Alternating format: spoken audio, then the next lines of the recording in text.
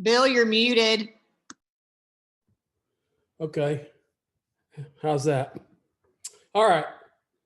Before we begin, let's go to God in a word of prayer. And Ron Carr, would you lead us in a word of prayer?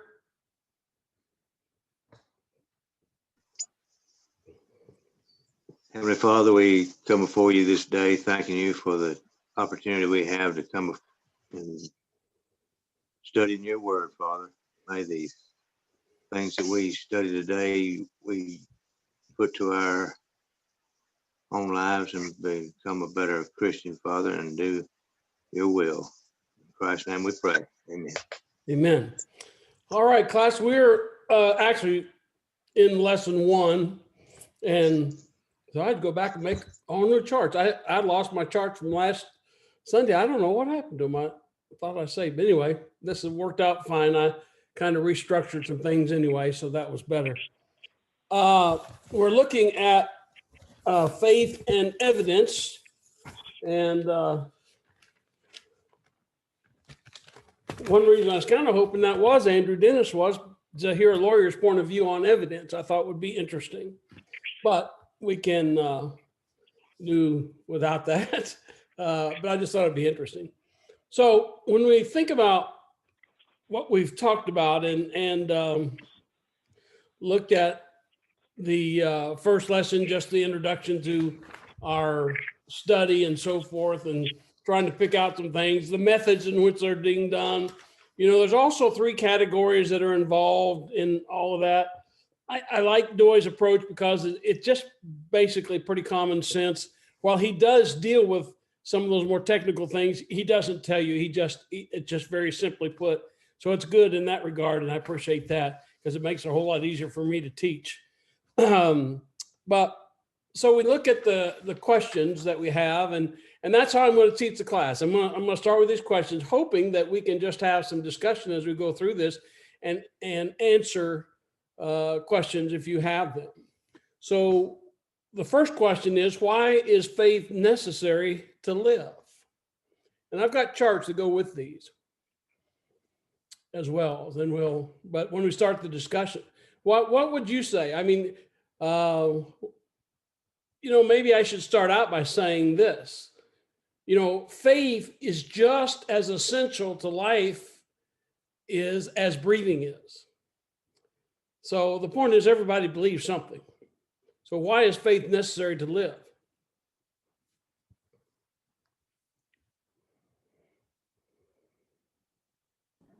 Because we make all of our decisions in one way or another based on our faith in one thing happening or a different thing happening. Yeah, exactly. You do what you do because you have some faith in what you're doing. And so the only people that don't have faith are those who have lost a sense of reality, and we know where they are. I mean, they're struggling with mental illness, and so faith is necessary for our worldview of how we perceive things, how we go about doing what we do, why we do. Everybody has it. So when we're even talking about the atheist, his belief in the non-existence of God is a matter of faith as well. I mean, he can talk about naturalism all he wants, but still, even that requires faith. So let me go to my chart here. I was going to go to. So faith is, when we talk about it, faith is belief without evidence. Is that what we think? No. I mean, sometimes people say, well, if you have to have evidence, then it's not by faith. Well, that's ridiculous. Proverbs 14 and verse 15 reminds us, the simple believe every word. We're not to be, God doesn't call upon us to be credulous people. But there is something that everyone believes something, and faith is just as essential to life as breathing is. And if you stop and ask them, why do you go to Publix as opposed to Walmart or vice versa? Well, maybe it's price, maybe it's better quality. I don't know, but they have a reason for what they're doing is what I'm saying to you. That's what they believe about it. Now, not all faith is necessary to die for or to necessarily even live for. I mean, we'll talk about some more of that in a minute. But let me go back into this other. Bill, can I interrupt? Yeah. Oh, please do. I guess I've always viewed it this way, is that faith doesn't really reinforce evidence, but evidence absolutely reinforces faith. Okay. That's good. Yeah. That's good. Yeah. So we got a lot to talk about, but and I would like to talk about that some more if somebody's got some things they want to say, but that's going to come up again in just a little bit. So I think I'll hold back and not get too far ahead of myself here as we answer these questions. So faith is necessary to live because it's how we function in this world. It's why we work. It's why we get married. It's why we do what we do. So how is faith tied to evidence? And we're going to talk about John 20 and Matthew 11 here. These are some great thoughts here on that. I didn't mean to go there. But there we go. Okay. So talking about John 20, and let's just read this because this is, to me, as far as evidence and faith is concerned, is a interesting passage. Now I back up a little bit before where the material is, so you can get the conversation with Thomas and the other disciples. So I'll read through verse 29 right now, and we'll look at the other two verses in a little bit. Now Thomas, one of the 12 called the twin, was not with them when Jesus came. So the other disciples told him, "We have seen the Lord." But he said to them, "Unless I see in his hands the mark of the nails, and place my finger into the mark of the nails, and place my hand into his side, I will never believe."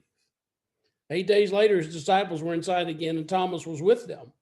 Although the open doors were locked, Jesus came and stood among them and said, "Peace be with you." Then he said to Thomas, "Put your finger here and see my hands, and put out your hand and place in my side. Do not disbelieve, but believe." Thomas answered him, my Lord and my God." Jesus said to him, "Have you believed because you have seen me? Blessed are those who have not seen and yet have believed." There's just a whole lot to talk about here in this. I just imagine this scene taking place here. Let me just start with Thomas's statement that he said, "I'm not going to believe. I will never believe." Well, that's never a good place to start. But isn't it interesting that the Lord doesn't really rebuke him? I mean, softly maybe, in saying, but the point I would make about that is that one reason the Lord doesn't rebuke him is that the Lord wants us to have the very, very best evidence for our faith. And so the conversation that Jesus has with him, do not disbelieve, but believe. And so, Jesus is pointing out to him. And, the thing I would say to you is, you're always grateful for people like Thomas who are willing to challenge. Okay, here's his friends. I mean, on the one hand, why didn't he believe them? They were friends. They had been running around together for 3.5 years. They ate, slept, and they had bonded pretty well. But the idea of a resurrection and Jesus, and it's interesting that his appeal to the evidence for it being Jesus is that he has to see the nail prints. He has to see that. Well, I mean, who's to say that he wasn't going to be raised with the whole body and that sort of thing? And I just think that's interesting that he has that. So faith and evidence. Sometimes people say, well, if you have evidence, you can't have faith. I mean, because faith means you just believe without any evidence. Well, that's just really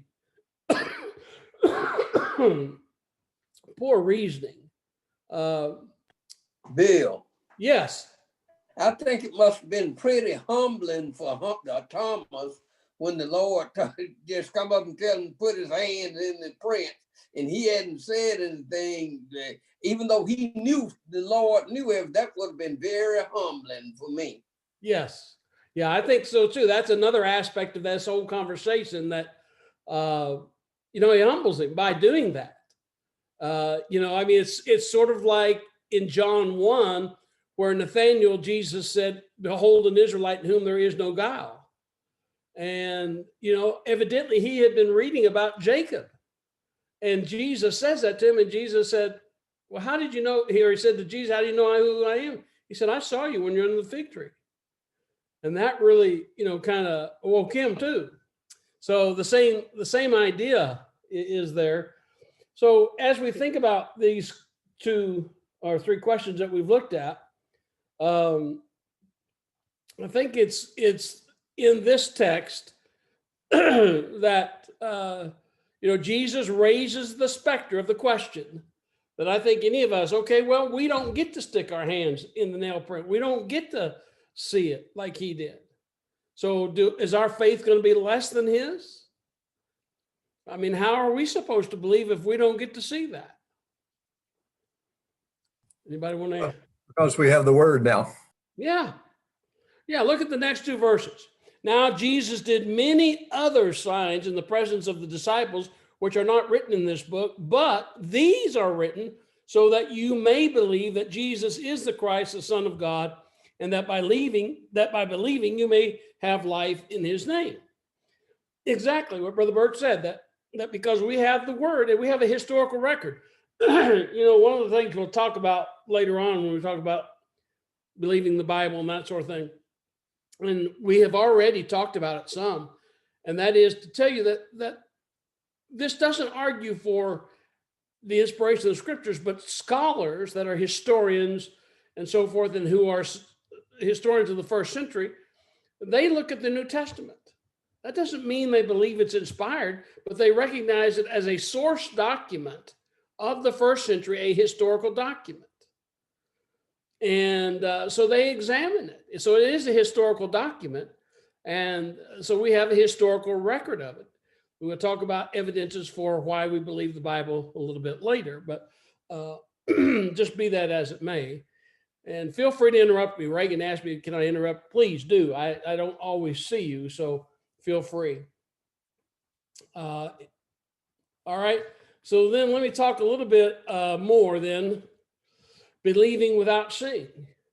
That does not mean there isn't any evidence.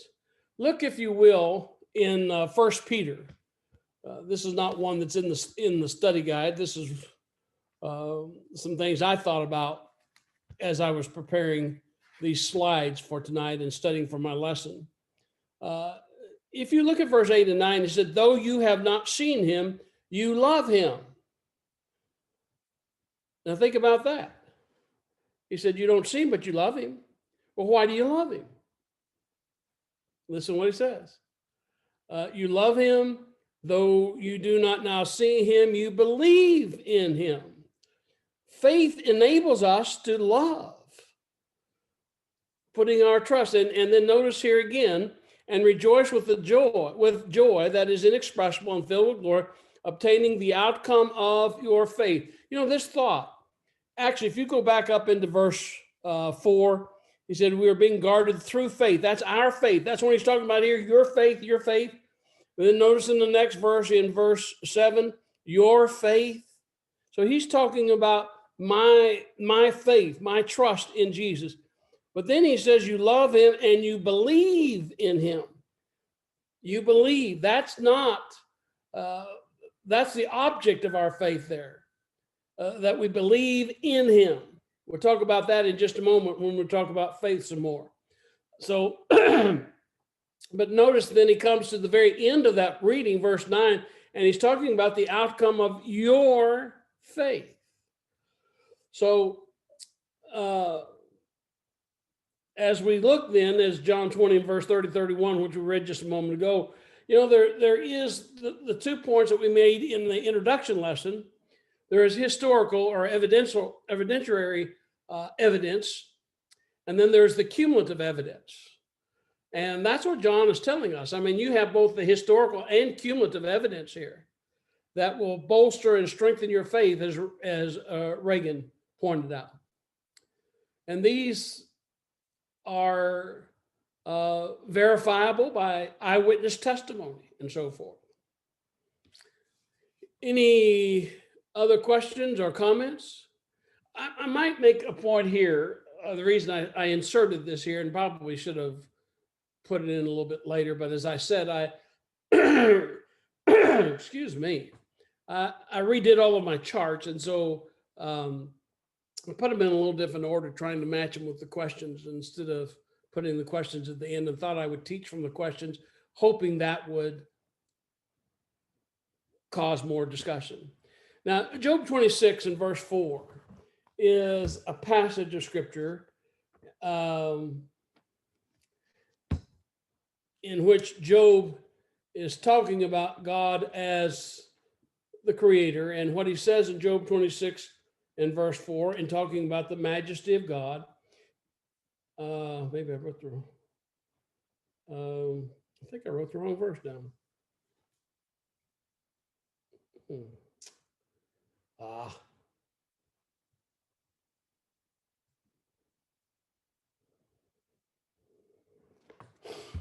Well, hang on just one second. I'll get the text for you. Let me pull up my, there it is. Job 26 and verse 7. Let me go back to my screen now. And start Job 26 and verse 7. And when he said he stretches out the north, what did I do here? Probably need to go back. Yeah. And then no. Yeah, this is where we, okay. So Job 26 and verse 4, is this a true statement? And that should be 26 verse 7, sorry. He stretches out the north over the void and hangs the earth on nothing. Job says there's a void out in the north. Is that true? That's true. As far as the human eye can see. As you pointed out, with the invention of telescopes and so forth, there are many more galaxies out there that we can't see for the naked eye. So yes, and which makes a point that we have to be careful when we read this. He's writing as a man would write, looking out into the north and says, man, there's nothing out there. Well, it does look that way if you look, but if you get a telescope now that we've got Hubble and others that we've discovered, great galaxies out there, as John pointed out, I think it was the close of last class.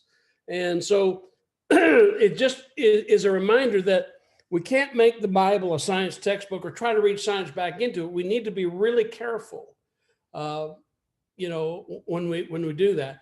And so just because we say, well, Job couldn't see it, so it must not be there. Well, for the longest time, it was believed that. I mean, and you understand why it would have been. Until they came up with a telescope that could see further. So anyway, we just have to be careful about that. I just thought that was a point worth mentioning. I think I need to go back to this chart a minute. I didn't put this point on here that I wanted to put. Sometimes people say, well, faith is just a blind leap into the dark. Well, faith is a leap, but it is not a leap into the dark, but into the light. It's because you believe something that you now understand that you can do something or you are to do something. If you lived 100 miles inland, take you 2 hours to get to the sea, you'd have to drive to the sea. The car can't swim. You have to get out and make that yourself, you see. But you can't dive into the sea from 100 miles inland. But the car can take you there, but the car can't swim. And so the idea is that, and I thought about another passage along this line, is in the book of Galatians, the 3rd chapter, where this same argument is being made by the Apostle Paul to show that we're no longer under the old law. It's the same kind of argument. He says in Galatians, the 3rd chapter, and at verse 21, verse 23, now before faith came, we were held captive under the law, imprisoned until the coming faith would be revealed. So then that the law was our guardian until Christ came, in order that we might be justified by faith, you see. So the law had a purpose in that it was our bus driver to bring us to Christ. It wasn't an end within itself any more than the car can drive us to the sea, but it can't swim. We have to do that. And so we're justified by faith. Okay? I think everybody gets that. So then let me go to Matthew 11. This is another great text for talking about this in Matthew, the 11th chapter. And of course, this is John the Baptist is in prison, and he sends his disciples to Jesus and says to him, let's read verses 2 through 6 here. Now, when John heard in prison about the deeds of the Christ, he sent word by his disciples and said to him, "Are you the one who is to come, or shall we look for another?" And Jesus answered him, "Go and tell John what you see and hear. The blind receive their sight, and the lame walk, lepers are cleansed, and the deaf hear, and the dead are raised up, and the poor have good news preached to them. And blessed is the one who is not offended by me." So Jesus tells them, go tell them what they, his disciples, or you, he says in the English Standard Version, what you hear and see. That is what they have experienced empirically with the five senses, or two of the senses anyway, hear and see. The five senses of taste, smell, touch, hear, and whatever one else I mentioned. Smell. So here they use two of the what we would call empirical senses to go back and be able to tell John, we saw this and we heard. But that didn't happen to John, that happened to them.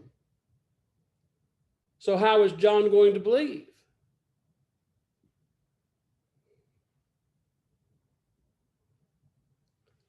Well, think about it. He wanted to know who Jesus was. So he was willing to believe. He sends his trusted disciples. That's one way. He believes the testimony of his disciples. But the other way is too, if you'll go back into Luke, the 4th chapter, and see, you remember when Jesus was in the synagogue, right after he'd been tempted in the wilderness, and in Luke 4, he reads in the temple, there beginning at verse 17, and the scroll of the prophet Isaiah was given to him. He unrolled the scroll and found the place where it was written, "The Spirit of the Lord is upon me, because he has anointed me to proclaim good news to the poor. He has sent me to proclaim liberty to the captives and recovering of sight to the blind, to set at liberty those who are oppressed, to proclaim the year of the Lord's favor." What he says there is exactly, and John would have been familiar with this. This is Old Testament prophecy. This is from Isaiah 61, verses 1 and 2. 700 years before Jesus came, the prophet Isaiah said that the one who came to give light to the Gentiles was going to do these things. And in the synagogue, when they handed Jesus the scroll and he reads this, Jesus said, "This is being fulfilled in me today." So now, sometime later, John's thrown into prison, and his disciples come to Jesus and said, "Are you the one, or should we look for another?" And Jesus said, "Go tell John what you see and hear." It wasn't just because of what they saw and heard, while that may well have been sufficient for John. It was also the fact that this was recorded history, prophetic history, that this was going to take place. And John would have made that connection. He was an Old Testament student. So that's what, and this goes back to the point that Brother Birch made a moment ago when he said, because we have the word. I mean, and that we can go and verify what's being said. Okay. So why would, I answered that question. Why would John believe that Jesus is the one? There's the passages, Luke 4, 16 through 19 and Isaiah 61 through 2. And I might add, if you want a copy of these charts, I'll be happy to give them to you. Email them to you, or text them to you, or make you a hard copy and see you Sunday or whenever I see you. We're glad for you to have them. And if you're visiting, I know we have at least one. Laura's out there, and we're glad she's with us. So if you want a copy of these charts, you just text me or text Janice and Gary and tell them, and I'll be happy to make sure you get one. All right. So let's move on to the next question. What is necessary for reasonable faith? Oops, I didn't set my, okay. You have three things that he points out to us. Reasonable faith has some level of understanding. You remember, even when Paul came into Athens and he saw all of these idols that were out there, he noticed that there was one that said, "To the unknown God." Now, generally, in case we say something to the effect, in case they missed one, they had one to be sort of a catch-all. I think they had more gods out there and they just didn't know who they were, at least in their thinking. And so this was to the unknown God. I don't, be that as it may. Somebody want to say something? Ask a question or make a comment? Thought I heard somebody. Okay, so when he begins reasoning with them, when he begins talking to them, he has some reasonable faith about what they believe. They have some reasonable faith about God. And so there's some level of understanding. And so some of them that were there were brought to faith, saving faith in God, as Acts 17, verse 30 and 31 point out to us. So, and that should just be Acts 17, 22 through 31. I must have slipped on my typing. Secondly, what is necessary to save faith is not only is a certain level of understanding, and I want to talk about that again in just a moment. Reasonable faith requires that we have a reason for accepting what we believe. A great text for this, and we don't have time to read the whole thing, but is in Acts 25. If you'll listen and read the Apostle Paul's defense before Agrippa and how he lays out his arguments, and he's talking about himself. I want to tell you why I became a Christian. And so he lays them out for him, that he has a reason for doing this. Here is this guy that is a hard, cold Jew, second in line probably to Gamaliel, who was one of the smartest men that ever came down the Jewish pike of history. And he was in line to take his place. From what we know historically, at least he had some hierarchical organizational structure there that he probably was going to be the next. So you have this guy who is not somebody who is a friend of Christianity being converted to Christianity. And so he lays out all the reasons for it. And what he does, I mean, there's so many things we could say about this, but the one thing that I love about what he says in verse 7, he said, chapter 26. I put the wrong chapter. In chapter 26, he said in verse 8, "Why is it thought incredible by any of you that God raises the dead?" What's your reason for not believing? What's your reason for not accepting? I'm preparing you because I'm going to give you some reason. And so then he goes through. And what does he talk about? What he saw, what he heard, and then he talks about the law. And so he's giving them evidence. He's giving them reason. And what he says at the end of that is in verse, down around verse 24. And as he was saying these things in defense, Festus said with a loud voice, "Paul, you're out of your mind. Your great learning is driving you out of your mind." See, he respects him as a learned man. And Paul said, "I'm not out of my mind, most excellent Festus." Listen to what he says. I love this. "I am speaking true and rational words." I'm talking about reality. He said, that's what true is here in this text. I'm talking about reality here. I'm not out of my mind. What's the implication? People that are out of their mind are not with reality. That's what we said at the very beginning of our study. The only people who don't have faith are those who have lost their sense of reality, and they're generally have mental challenges or in hospitals and so on and so forth.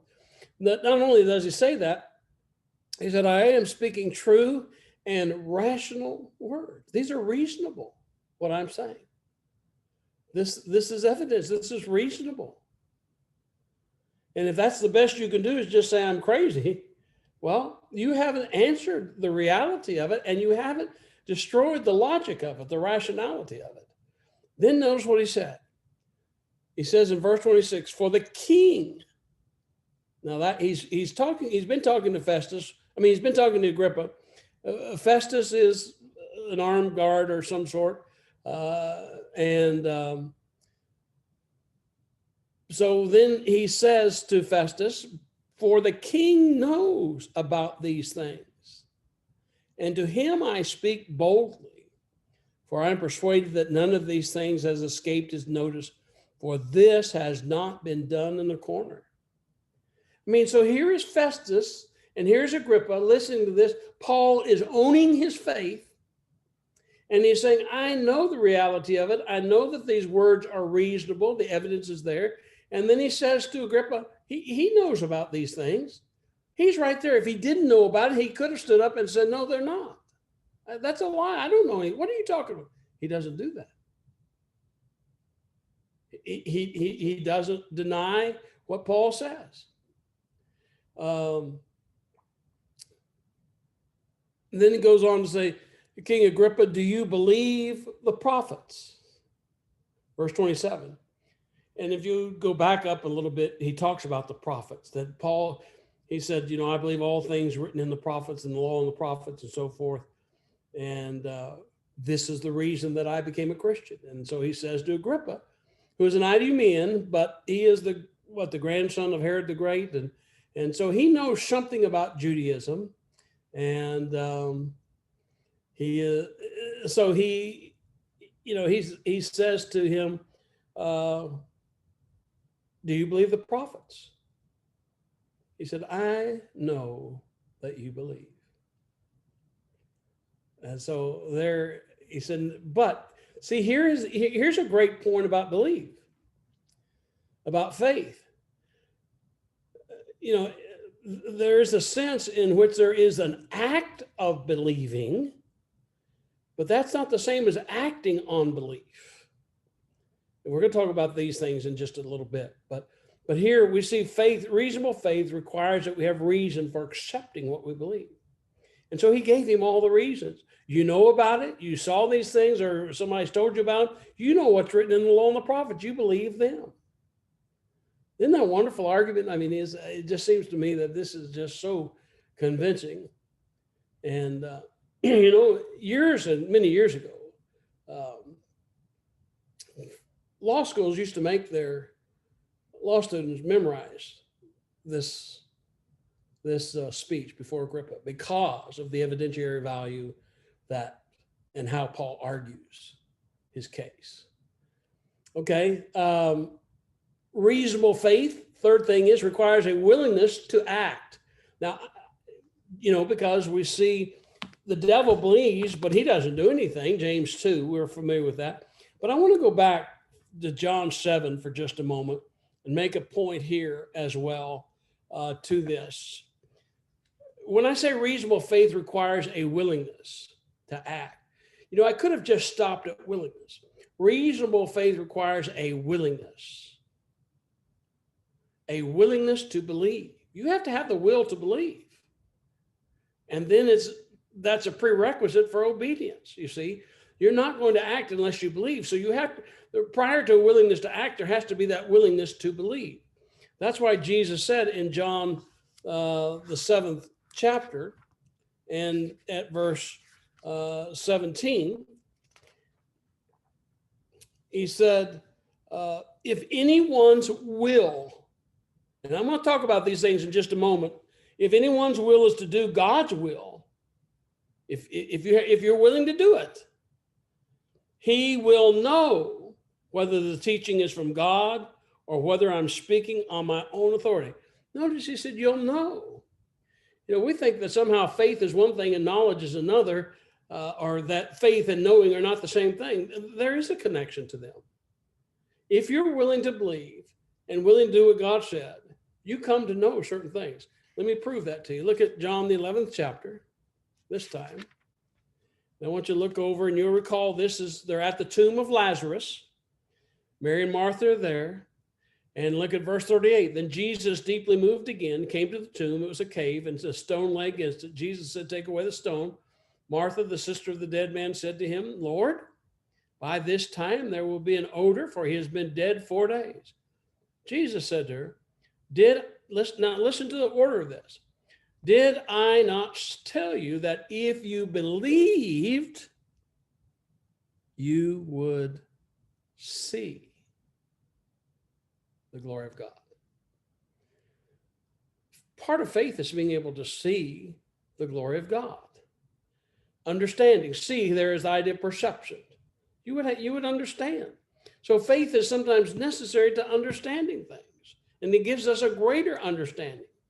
Faith is not a weakness to understanding any more than evidence is a weakness to faith. As Reagan so well pointed out, that evidence is given to bolster our faith. So faith is given to improve our insight. Maybe I'll say it that way. Okay. So what does beyond a reasonable doubt mean? And why is this principle significant?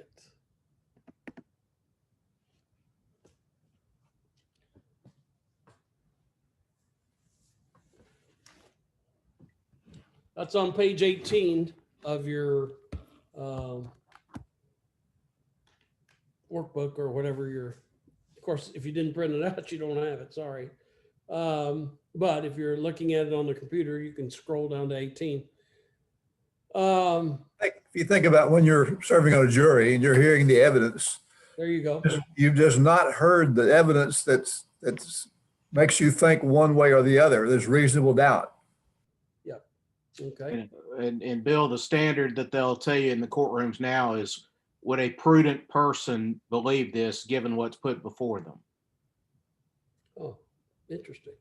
I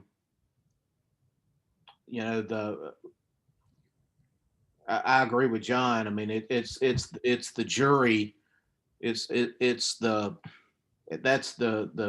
most reasonable example for us, in that when all of this is put before us, is it prudent for me? Would a prudent person, a right thinking person, believe this to be true or untrue, depending on what's trying to be proved?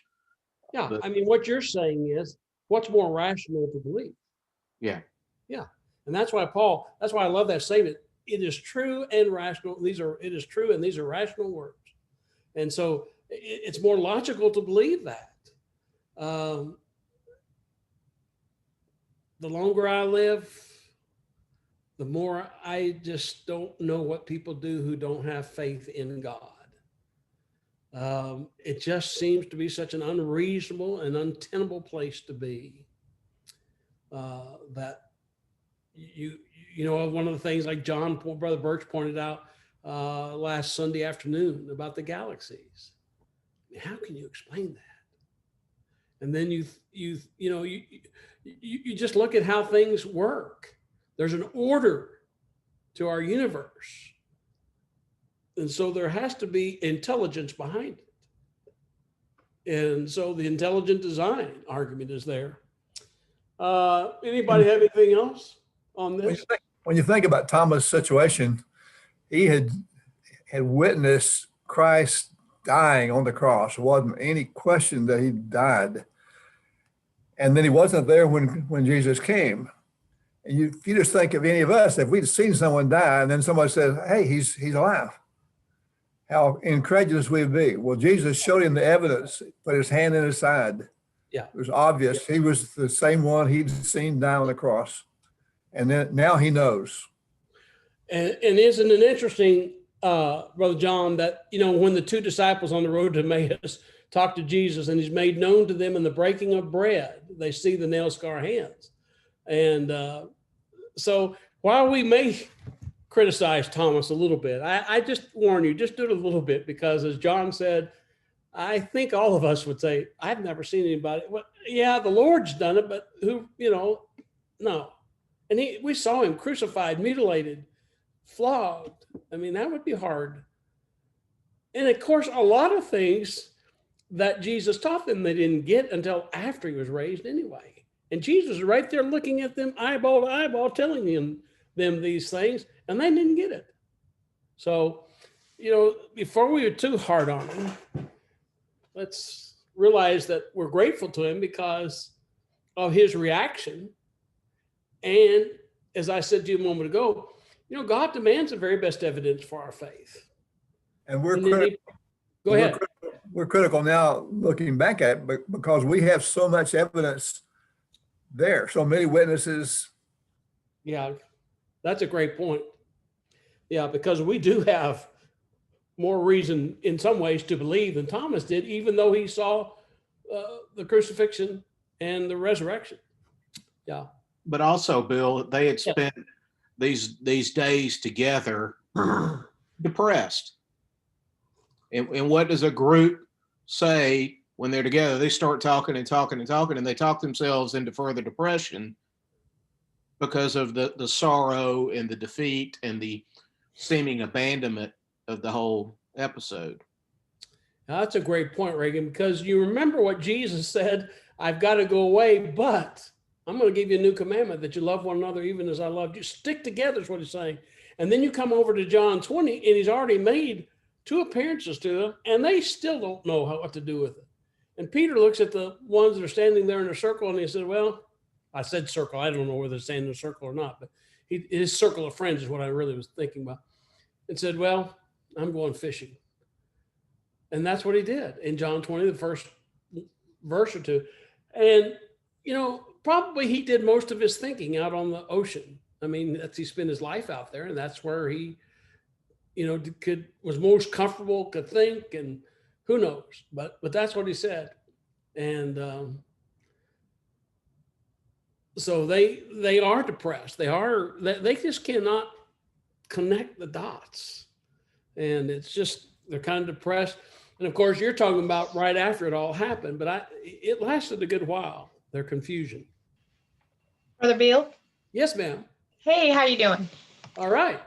Hey, I was going to say, I think I would have, if it were me back then, thinking about John when he went fishing, sometimes when things get tough, for me, all I have to do is go outside and look up, because I understand that it's no way that man could be in control of the environment, because that's the one thing man, think about everything that's produced by man, it breaks, it has to have a warranty. But, the sun sets every day, the rain comes in time, and it's no way man could have control of that. So I think I would have had to go fishing too and been on that ocean. Yeah, good point. For those of you who don't know who that is, that's Mary Petway. That's one of the great regrets I have of us not being able to meet together.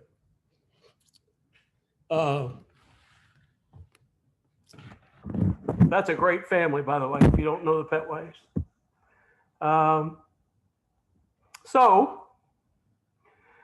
I think that was a great illustration. I mean, they went fishing. That's where they were most comfortable. We go outside, we look, and that's true. Okay. So got some more questions here that I know I meant. So what we talked about that. How do you know anything historically?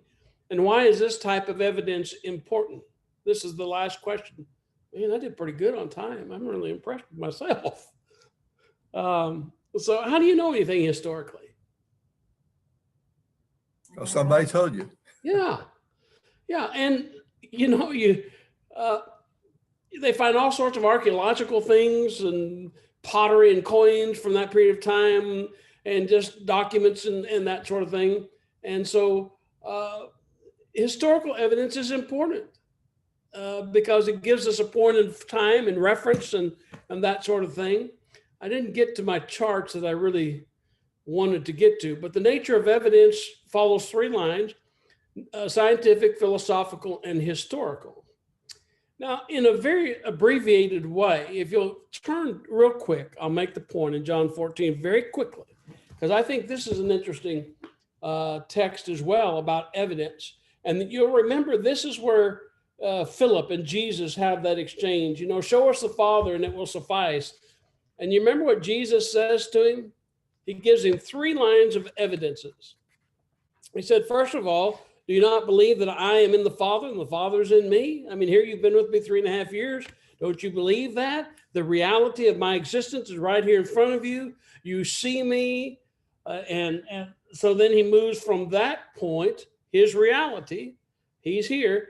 He moves then in John 14 to, okay, if you don't believe that, he said, the words that I say to you, I do not speak on my own authority, but the Father who dwells in me does his works.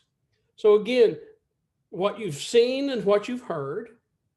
And then he said, okay, if the words are not rational, the words you can't connect, then how about the works that I do?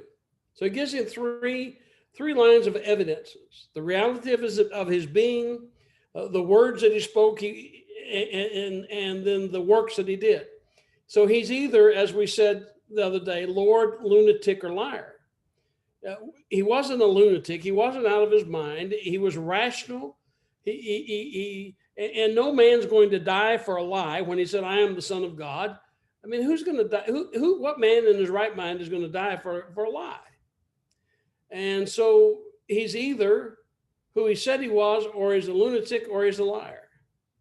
And which is, we come back to Reagan's point, which is more prudent to believe? That he's Lord. All right, I'm going to stop there. We'll go into lesson 2 Sunday. And that is the need for apologetics, kind of move through it. And then we get into the trusting of the Bible and probably more interesting things to those that are with us. So I'm going to stop my sharing here. And Brother John, is this you to take over now? Or Roger? Or is your other people in?